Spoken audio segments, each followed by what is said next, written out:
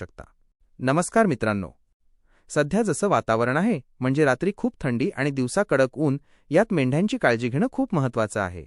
तुमच्या प्रश्नाचं सोपं उत्तर असं आहे की मेंढ्या थंडी गेल्यावर आणि कोवळं ऊन आल्यावरच बाहेर सोडाव्यात। असं का करायचं? त्याची 3 महत्त्वाची कारणं। दवाचा त्रास। सकाळी गवतावर खूप दव असतं। जोपर्यंत ऊन पडून ते पाणी सुकत नाही तोपर्यंत मेंढ्या चरू देऊ नका। ओलं गवत खाल्ल्याने मेंढ्यांचे पोट फुगते किंवा त्यांना हगवण लागते। 2. सर्दी खोकला। कडाक्याच्या थंडीत मेंढ्या बाहेर काढल्या तर त्यांना निमोनिया किंवा फुफ्फुसाचे आजार होऊ शकतात।